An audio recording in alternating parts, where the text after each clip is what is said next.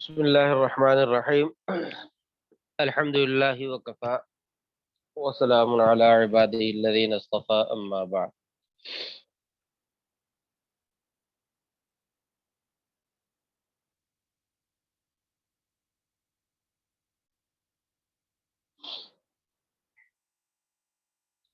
الذی علم بالقلم، اللہ تعالیٰ نے تخلیق انسانی کا ذکر کر کے اس آیت کے اندر تعلیم انسانی کو بیان کیا۔ تعلیم کو خصوصی طور پر اس لیے ذکر کیا کہ اسی کے ذریعے انسان جو ہے حیوانات سے ممتاز ہوتا ہے۔ یہی تعلیم انسان کو باقی مخلوق سے بلند کرتی ہے اور اعلیٰ اور اشرف بناتی ہے۔ بالقلم فرمایا، تعلیم کی دو صورتیں ہیں، ایک تعلیم باللسان اور ایک تعلیم بالقلم والکتابہ۔ تعلیم باللسان اللہ تبارک و تعالی نے اس میں جو اقرا فرمایا تو اس اقرا کے اندر تعلیم باللسان کا حکم تھا، یعنی پڑھنے کا جو حکم دیا تو اس میں تعلیم باللسان کا حکم تھا۔ اور پھر اس آیت کے اندر تعلیم بالقلم کا بیان ہے، تو پتہ چلا کہ تعلیم کا ایک اہم ذریعہ جو ہے وہ قلم اور کتابت ہے۔ تعلیم کا ایک اہم ذریعہ جو ہے وہ قلم اور کتابت ہے، اور یہی پہلا ذریعہ ہے۔ حضرت ابو ہریرہ رضی اللہ تعالیٰ عنہ سے روایت ہے کہ آپ صلی اللہ علیہ وسلم نے ارشاد فرمایا کہ جب اللہ تبارک و تعالی نے مخلوق کو پیدا کیا تو اپنی کتاب میں لکھا، اور وہ اللہ تبارک و تعالی کے پاس کتاب جو ہے عرش کے اوپر تھی کہ میری رحمت جو ہے وہ میرے غضب پر غالب ہے۔ اور ایک اور حدیث کے اندر فرمایا کہ سب سے پہلے اللہ تبارک و تعالی نے قلم کو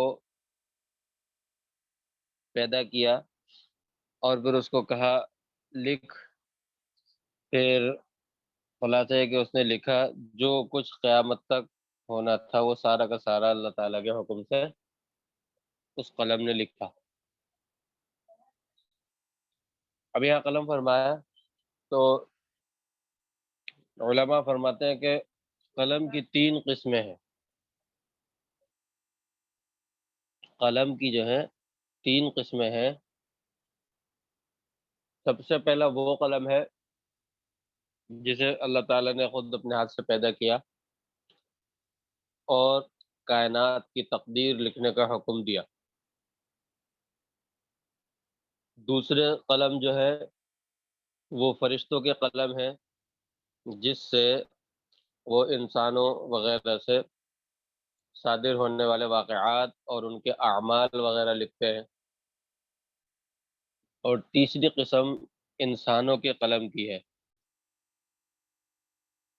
جس سے وہ اپنا کلام لکھتے ہیں۔ تو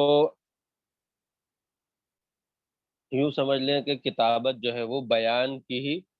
ایک قسم ہے، ایک بیان باللسان ہے اور ایک بیان بالکتابت ہے۔ تفسیر کے امام مجاہد رحمۃ اللہ علیہ ان سے نقل کیا ہے کہ اللہ تعالی نے چار چیزوں کو اپنے ہاتھ سے پیدا کیا،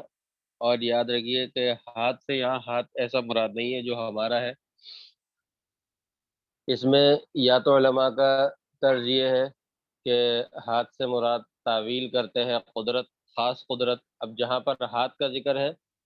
کسی چیز کو کہ اس کو اللہ تعالیٰ نے اپنے ہاتھ سے پیدا کیا، تو اس کا مطلب ہوتا ہے کہ اللہ تعالیٰ نے اس کو اپنی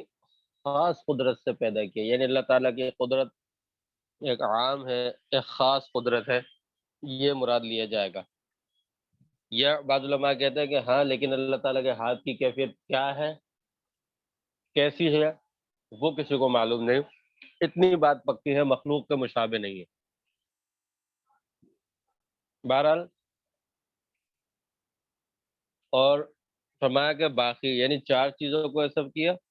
اور باقی مخلوق جو ہے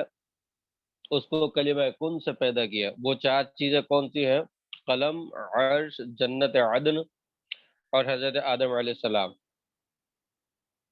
قلم، عرش، جنت عدن اور حضرت آدم علیہ السلام۔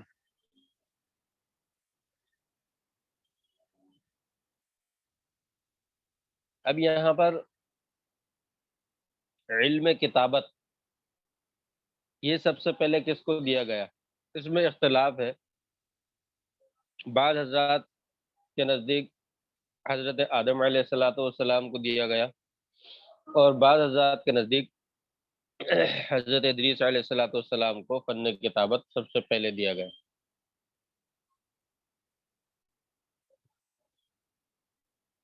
کتابت جو ہے یہ اللہ تعالیٰ کی بہت بڑی نعمت ہے۔ حضرت قتادہ رضی اللہ تعالیٰ عنہ فرماتے ہیں کہ قلم اللہ تعالیٰ کی بہت بڑی نعمت ہے، اگر یہ نہ ہوتا تو نہ کوئی دین قائم رہتا، نہ دنیا کے کاروبار درست ہوتے۔ حضرت علی رضی اللہ تعالی عنہ انہوں نے فرمایا کہ اللہ تعالیٰ کا بہت بڑا کرم ہے کہ اس نے اپنے بندوں کو ان چیزوں کا علم دیا جن کو وہ نہیں جانتے تھے، اور ان کو جہل کی اندھیری سے نور علم کی طرف نکالا، اور علم کتابت کی ترغیب دی، کیونکہ اس میں بے شمار اور بڑے منافع ہیں جن کا اللہ تعالیٰ کے سوا کوئی احاطہ نہیں کر سکتا۔ تمام علوم کی تدوین اور اولین و آخرین کی تاریخ اور ان کے حالات اور کتب جو کہ اللہ تعالیٰ کی طرف سے نازل ہوئی ہے، وہ سب کے سب قلم ہی کے ذریعے لکھی گئی۔ اب یہاں پر سوال ہوتا ہے کہ آپ صلی اللہ علیہ وسلم کو علم کتابت کیوں نہیں دیا گیا؟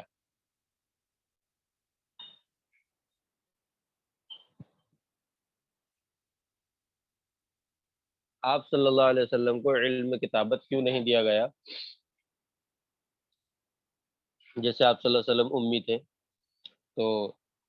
لکھنا پڑھنا نہیں جانتے تھے، تو اس کا جواب یہ ہے، مفسرین نے اس کی وجہ یہ بیان کی ہے کہ اگر آپ صلی اللہ علیہ وسلم کو علم کتابت دیا جاتا ہے، یعنی آپ صلی اللہ علیہ وسلم اگر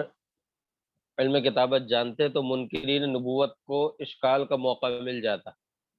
ان کو اشکال کا موقع مل جاتا کہ آپ صلی اللہ علیہ وسلم خود بنا کر ہمارے سامنے پیش کرتے ہیں۔ تو اس لیے اللہ تعالیٰ نے آپ صلی اللہ علیہ وسلم کو ایسے حالات میں رکھا کہ ان حالات میں یہ تصور ہی نہیں ہو سکتا کہ کوئی شخص اپنی کوشش سے کوئی کمال حاصل کر سکتا ہے۔ اسی وجہ سے آپ صلی اللہ علیہ وسلم کو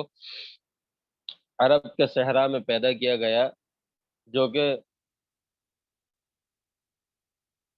علم و حکمت کی جگہوں سے، دنیا کی علم و حکمت کی جو جگہیں تھیں ان سے بالکل کٹا ہوا تھا،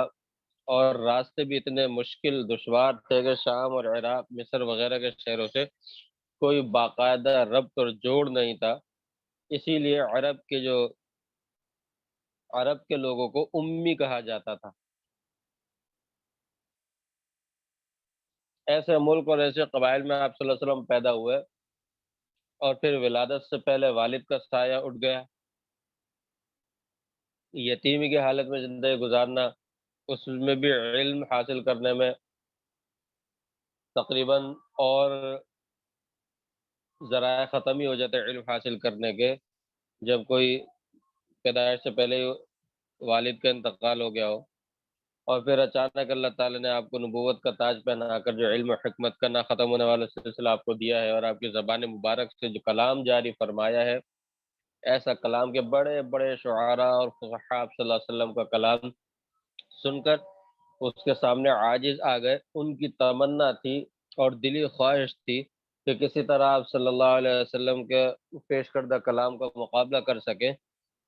اس کے لیے انہوں نے خوب کوششیں کی، حتیٰ کہ جب انہوں نے دیکھ لیا کہ عاجز آ گئے تو پھر وہ زبانی مقابلہ کرنے کے بجائے اپنے آپ کو عاجز دیکھ کر پھر تلواروں کے ذریعے سے مقابلہ کرنے کی طرف مڑ گئے۔ تو یہ اللہ تعالیٰ نے اس لیے آپ صلی اللہ علیہ وسلم کو علم کتابت عطا نہیں فرمایا، تاکہ کوئی یہ نہ کہے کہ اپنی طرف سے لکھا ہے یا اپنی طرف سے بنایا ہے۔ تو فرمایا اللہ تعالیٰ نے علم الانسان ما لم یعلم کہ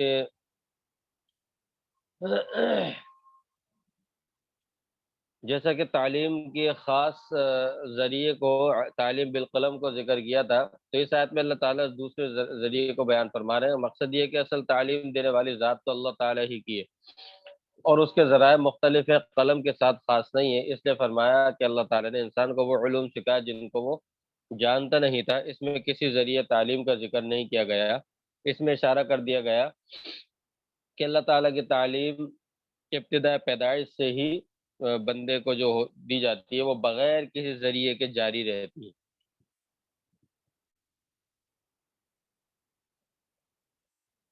اس میں کوئی ذریعہ نہیں ہوتا۔ بہت سی ضروری چیزوں کا علم جو اللہ تبارک و تعالی انسان کو دیتے رہتے ہیں، عقل رکھ دیتے ہیں، اور اس طرح پھر وہی الہام وغیرہ بہت ساری چیزیں، یہ اللہ تعالیٰ کے یہ سلسلہ تعلیم کا ایسے کہ اس میں بظاہر کوئی ذریعہ نہیں ہوتا۔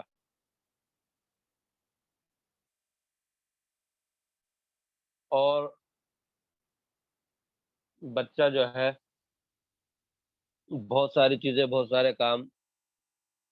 کسی کے بتائے بغیر سمجھ لیتا ہے کہ مجھے یہ کس طرح کرنا ہے، کس طرح کرنا ہے، چھوٹا بچہ۔ تو یعنی اس کی اتنی بھی اس کی اس وقت حس نہیں ہوتی پیدائش کے بعد کہ وہ کسی چیز کو دیکھ کر سمجھ ہی سکے، لیکن اللہ تعالیٰ نے اس کو سکھایا ہوتا ہے، تو اس سے جو ہے وہ مختلف کام کرتا ہے جو ہم دیکھتے ہیں۔ پھر آگے فرمایا کلا ان الانسان لیطغی، خبردار کہ بے شک انسان سرکش۔ اصل میں گزشتہ آیت میں وحی کا ذکر تھا، اور آگے آیت میں آپ صلی اللہ علیہ وسلم کی مخالفت کی مذمت، اور آپ صلی اللہ علیہ وسلم کے خاص مخالف ابو جہل کی گستاخی پر اس کو عذاب کی وعید سنائی گئی ہے۔ شان نزول یہ ہے کہ آپ صلی اللہ علیہ وسلم پر جب نماز فرض ہوئی اور آپ صلی اللہ علیہ وسلم بیت اللہ میں نماز پڑھتے تھے، تو ابو جہل آپ صلی اللہ علیہ وسلم کو روکتا تھا کہ نماز نہ پڑھا کرو۔ ایک مرتبہ آپ صلی اللہ علیہ وسلم نماز پڑھ رہے تھے، اس نے آ کر کہا کہ میں بار بار آپ کو اس سے منع کر چکا ہوں، اگر آئندہ پھر دیکھا تو نعوذ باللہ آپ کی گردن پر میں پاؤں رکھ کر کچل دوں گا۔ آپ صلی اللہ علیہ وسلم نے اس کو جھڑک دیا اور فرمایا کہ اللہ سے ڈرو، اگر وہ چاہے تو تیری گردن کو توڑ سکتا ہے۔ اس نے کہا میری گردن کون توڑ سکتا ہے، پورا شہر مکہ میرے ساتھ ہے، اگر میں اپنی مجلس والوں کو بلاؤں تو اس وادی کو تمہارے خلاف بلند گھوڑ سواروں اور نوجوانوں اور پیدل لوگوں سے بھر دوں گا اس وادی کو۔ ایک مرتبہ آپ صلی اللہ علیہ وسلم نماز پڑھ رہے تھے، ابو جہل آپ صلی اللہ علیہ وسلم کو تکلیف دینے کے لیے آگے بڑھا، مگر قریب جا کر رک گیا اور پیچھے ہٹنے لگا۔ لوگوں نے اس کی وجہ پوچھی تو کہنے لگا کہ میرے اور محمد کے درمیان آگ کی خندق حائل ہو گئی تھی، اور اس میں پردار چیزیں مجھے یعنی پر والی چیزیں مجھے نظر آنے لگی تھی۔ تو آپ صلی اللہ علیہ وسلم نے فرمایا کہ وہ فرشتے تھے، اور اگر یہ آگے بڑھتا تو فرشتے اس کی بوٹی بوٹی نوچ ڈالتے۔ آخر صورت تک اللہ تعالیٰ نے اسی واقعے کی طرف اشارہ کیا ہے اور اس بدبخت کی مذمت کی ہے۔ کلا ان الانسان، اگرچہ شان نزول کے اعتبار سے یہ آیت ابو جہل کے ساتھ خاص ہے، لیکن الفاظ میں عموم ہے، اس میں تمام مخالفین اور گستاخ نبوت سب کے سب داخل ہیں، اور یہ وعید سب کے لیے عام ہے جتنے بھی گستاخ ہیں آپ صلی اللہ علیہ وسلم کے۔ آگے فرمایا الرآہ استغنا، کہ اس آیت میں انسان کی کمزوری کو ذکر کیا گیا، وہ یہ کہ انسان جب تک دوسروں کا محتاج رہتا ہے تو عاجزی کرتا ہے،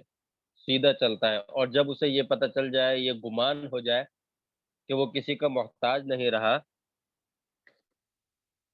مستغنی ہو گیا ہے، تو اس میں سرکشی اور تکبر آ جاتا ہے،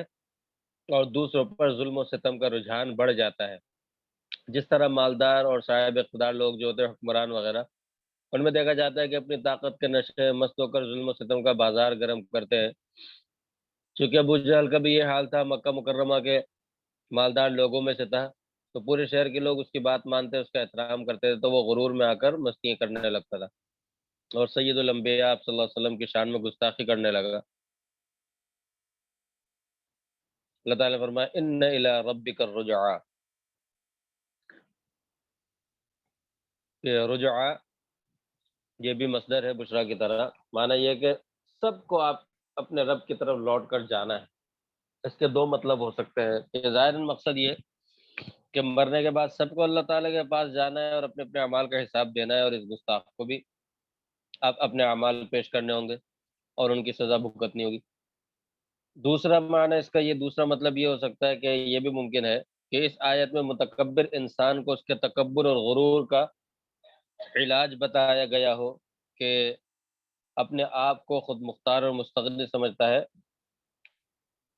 حالانکہ اگر تو غور کرے تو اپنی ہر حالت، ہر حرکت، ہر کام کے اندر سکون اور اطمینان کے اندر، چلنے پھرنے کے اندر ہر وقت اللہ تعالیٰ کا محتاج ہے۔ دوسرا مطلب اس کا یہ بھی ہو سکتا ہے، جب ہر چیز میں اللہ تعالیٰ کا محتاج ہے تو پھر اپنے آپ کو بے نیاز اور اپنے آپ کو بڑا طاقتور یہ کیسے کب سمجھ سکتا ہے؟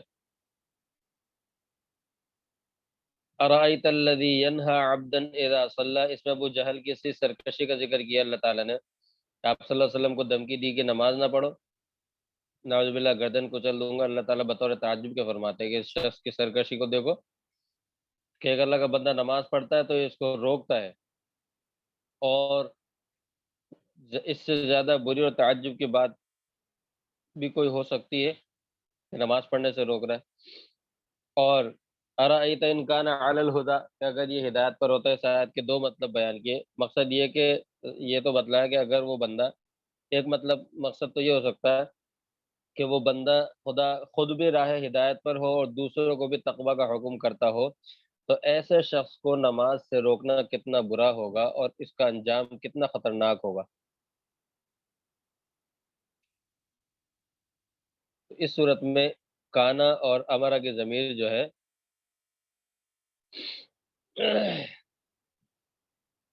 امر کا جو صیغہ ہے، اس کی ضمیر جو ہے اس کا مرجع عبدن ہوگا، آگے جو او امر آ رہا ہے تو عبدن ہوگا۔ اور دوسرا مقصد اس کا یہ ہو سکتا ہے کہ اگر یہ شخص بجائے سرکشی کے اور نماز سے روکنے کے خود ہدایت پر ہوتا اور دوسروں کو بھی تقوی کا حکم دیتا تو یہ کتنی اچھی بات تھی۔ یعنی ایک صورت میں آپ صلی اللہ علیہ وسلم مراد ہوں گے، تو اس صورت کے اندر جو ہے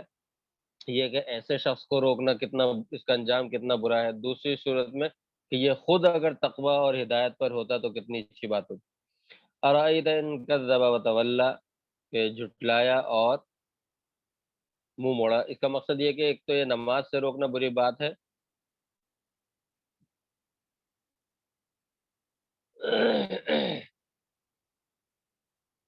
ایک تو نماز سے روکنا بری بات ہے، اور پھر جب منع کرنے والا خود گمراہ شخص ہو، دین کی تقریب کرتا ہو اور اس سے اعراض، تو جس کو منع کیا جا رہا ہے اگرچہ وہ ہدایت کا اعلیٰ نمونہ ہے، ساری دنیا کو پتہ ہے، لیکن یعنی یہ سمجھ لیں کہ خود نقصان کے اعلیٰ درجے میں ہوتے ہوئے اس کے اوپر یعنی اس پر بڑائی جتاتا ہے جو کامیابی کے اعلیٰ درجے پر فائز ہے۔ آپ یوں تعبیر اس کو کر سکتی ہیں۔ آگے فرمایا لم یعلم بان اللہ یرا، کیا اس کو یہ نہیں پتا کہ اللہ تعالیٰ جانتے ہیں، اللہ تعالیٰ اس کی تمام سرکشی، بد اعمالیاں، ہر چیز کو دیکھ رہے ہیں، ہر حرکت کو اس کو دیکھ رہے ہیں اللہ تعالیٰ۔ کلا لئن لم ينتهي لنسفعا بالناصیہ، پھر یہاں پر اللہ تعالیٰ وعید بیان فرما رہے ہیں، ایسا نہیں ہے، ہرگز اس کو گستاخیوں کی سزا اس کو ملے گی، ہم اس کو اس کی پیشانی کے بالوں سے پکڑ کر اس کو جہنم کی طرف گھسیٹ کر لے جائیں گے۔ ناصیہ جو ہے پیشانی کے اوپر والے اگلے بالوں کو کہتے ہیں، اوپر والے حصے پر جو سر کے اگلے بال ہوتے ہیں۔ ناصیۃ کاذبۃ خاطیہ، کہ ایک گناہ گار پیشانی، جھوٹی پیشانی والا ہے، ویسے اپنی بڑی عزت کہتا ہے کہ میرے اس پر اتنے لوگ جمع ہو جائیں گے، اتنے لوگ جمع ہو جائیں گے، سب جھوٹی ہے۔ اس کو کل بروز قیامت پتہ چلے گا کہ اس کی ایک آواز پر کتنے لوگ جمع ہوں گے۔ فَلْيَدْعُ نَادِيَهُ سَنَدْعُ الزَّبَانِيَةَ، کل جب اس کو ہم پکڑیں گے نا، ابھی تو دھمکی دے رہے ہیں میں اپنے مددگاروں کو بلا لوں گا، گھوڑ سواروں کو بلا لوں گا، تو فرمایا اس میں دھمکی اس بات کی ہے کہ بلا، کل بروز قیامت جب ہم تجھے ذلت کے ساتھ گھسیٹتے ہوئے لے جائیں گے، اس وقت اس دھمکی کا جواب ہے ابو جہل کی کہ اس وقت بلانا اپنے مجلس والوں کو، اپنی مجلس کے لوگوں کو، اپنی مجلس والوں کو بلانا، اور گھوڑ سوار پیادہ جو بھی جن کو بلانا چاہے اس وقت بلانا، پھر دیکھیں گے ہم۔ پھر اللہ تعالیٰ نے کلّا کے ذریعے سے زجر و توبیخ فرمائی اس بدبخت کو، اور فرمایا کہ آپ ہرگز نہ اس کی اطاعت کیجئے، نبی صلی اللہ علیہ وسلم کا حکم ہے، اور اپنے رب کی عبادت میں مصروف رہیے، یعنی اس کا اپنے رب کا قرب حاصل کریں اور اس کی باتوں کی ہرگز پرواہ نہ کریں، کیونکہ نماز اور سجدہ ہی یہ قرب کا بہترین ذریعہ ہے، جیسا کہ حدیث کے اندر آیا کہ اقرب ما یکون العبد من ربه وهو ساجد فاکثر الدعاء، کہ بندہ سجدے کی حالت میں اپنے رب کے سب سے زیادہ قریب ہوتا ہے تو تم اس کے اندر دعا زیادہ سے زیادہ مانگا کرو۔ تو اس طرح اللہ تعالیٰ نے اس بدبخت کو جو ہے وعید بیان فرمائی، اور آپ صلی اللہ علیہ وسلم کو صاف حکم فرما دیا کہ آپ اس کی پرواہ مت کیجیے، آپ اپنے رب کی عبادت کیجیے اور اپنے رب کی ہی بات کی طرف اچھا، اس میں اس بات کو بھی ذہن میں رہے کہ ایسا نہیں تھا نعوذ باللہ کہ آپ صلی اللہ علیہ وسلم اس کی بات مان لیتے تھے، آپ صلی اللہ علیہ وسلم نہیں مانتے تھے، آپ صلی اللہ علیہ وسلم تو پڑھتے تھے، ہاں، اور صحابہ کرام تھے ان کے اوپر یہ ظلم و ستم زیادہ کرتا تھا، آپ صلی اللہ علیہ وسلم جیسا فی الحال حوصلہ بھی نہیں تھا، اور اس لیے وہ صحابہ کرام چھپ چھپ کر نماز پڑھتے تھے، آپ صلی اللہ علیہ وسلم البتہ پڑھتے تھے۔ پھر حضرت عمر فاروق رضی اللہ تعالیٰ عنہ کو جب اللہ تعالیٰ نے اسلام کی توفیق عطا فرمائی تو انہوں نے کہا کہ سب جو ہے اب حرم میں جا کے نماز پڑھیں گے، اور انہوں نے جا کر اعلان بھی کیا کہ کوئی اپنی بیوی کو بیوہ کروانا چاہے، اپنی اولاد کو یتیم کروانا چاہے، اور یہ چاہے کہ اس کی ماں اس پر روئے، تو وہ آئے میرا مقابلہ کرے۔ عمر مسلمان ہو گیا۔ اس کے بعد حضرت ایک طرف حضرت عمر اور ایک طرف حضرت حمزہ رضی اللہ تعالیٰ عنہ، دونوں شیر تھے، وہ تھے، اور صحابہ کرام درمیان میں گئے، اور اس کے بعد حرم میں نمازیں ہوتی تھی، یہ لوگ دور سے دیکھتے تھے مگر کچھ کرتے نہیں تھے، کیونکہ حضرت عمر رضی اللہ تعالیٰ عنہ کا دبدبہ اور ان کی جو ہے غضب ان کفار کو پتہ تھا۔ چلے وآخر دعوانا ان الحمد للہ رب العالمین۔